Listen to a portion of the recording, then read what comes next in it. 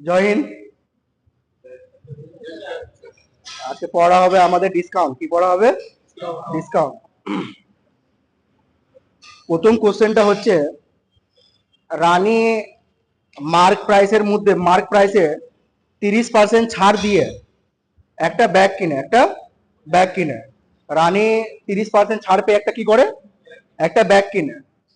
যদি ওই ব্যাগে যদি কোনো ছাড় না পেত, যদি ওই ব্যাগে কোনো ছাড় না পেত, তাহলে 82.5 টাকা কি করতে হতো? এক্সট্রা পেমেন্ট করতে হতো। 82.5 টাকা কি করতে হতো? এক্সট্রা পেমেন্ট করতে হতো। এখন বলছে যে ও ব্যাগ কেনার জন্য কত টাকা দিয়েছে, ব্যাগ কেনার জন্য কত টাকা। আচ্ছা একটা কথা বলো, আমরা ভাবো একটা জিনিসের দাম হচ্ছে 100 টাকা। কত হচ্ছে? 100 টাকা। কত হচ্ছে? 100 টাকার মধ্যে কত ছাড় দিচ্ছে? 30% কি করছে? 30 টাকা ছাড় দিচ্ছে। 30% কি করছে? ছাড় দিচ্ছে। আচ্ছা এখানে 30%-এর ভ্যালু কত দিয়েছে এখানে?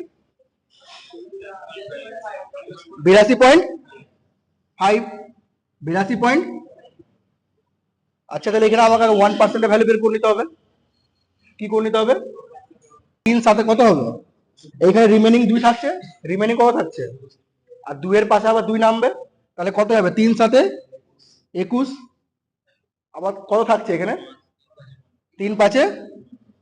আচ্ছা 1%-এর ভ্যালু কত বেরিয়ে গেছে? 200। 275 বেরিয়ে গেছে। আচ্ছা আমি যদি এখান থেকে দুটো রাস্তা, এখান থেকে কটা রাস্তা আছে?